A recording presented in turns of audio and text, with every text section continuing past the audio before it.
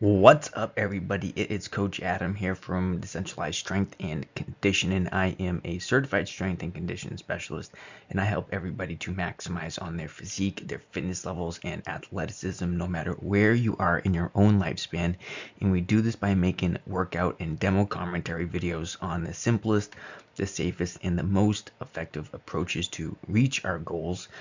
And today we have a demo from the Building the Basics program. This is one of the exercises for the arm party on the bench. And we're going to talk about the single arm isometric, or we're just going to call it, I believe I just call it the dumbbell isometric curl.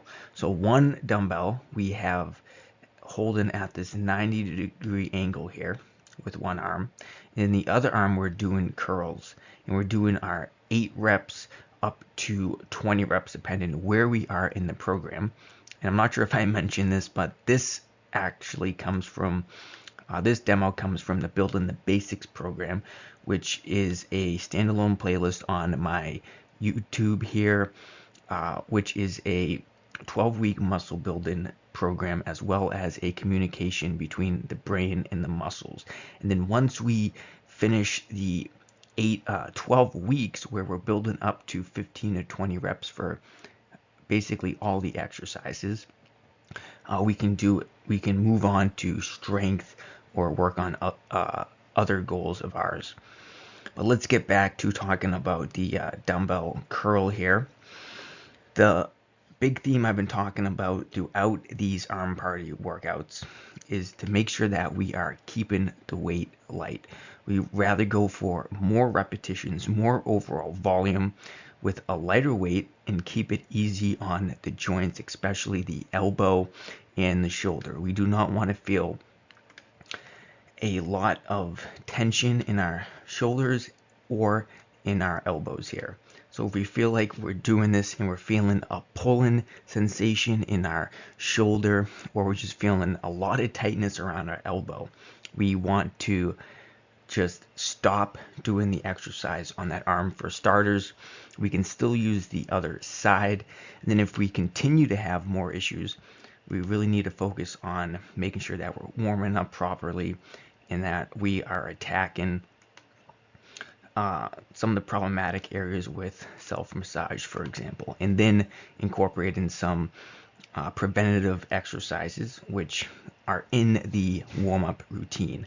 So that's why we do the warm-up routine before, so we can just do the preventative exercises and like the foam rolling and the stretching, so that when we do the curls, we are decreasing our chances of getting injured. And that's a big key here.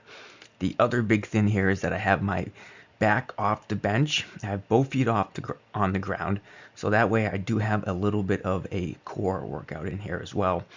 And by sitting on the bench, I'm basically taking out my knees, my ankles, and my hips out of the equation. And all I have to do is focus on keeping my back up and focus on making sure that I'm doing the curls properly.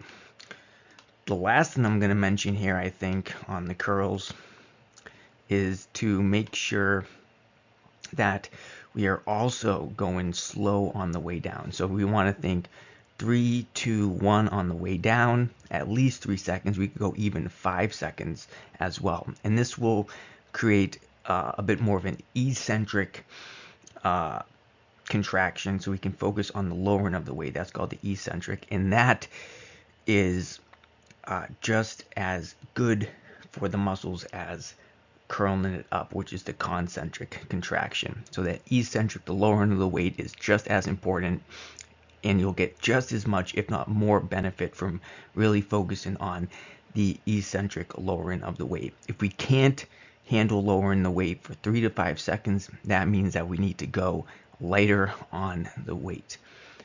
And I know I just said that was the last thing, but the last thing will be, let's focus on trying to keep this elbow in front of the torso here. So we want the elbow in front. We don't want it touching our side. I'd rather have that elbow in front.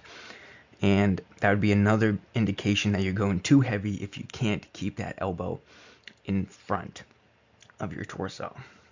So I think that's going to wrap it up on the dumbbell isometric curls. So basically we're doing 8 to 20 reps on one side, and then we're holding a isometric curl in the other arm, and then we switch sides and we do 8 to 20 reps on the other side. So until next time, stay safe and keep grinding.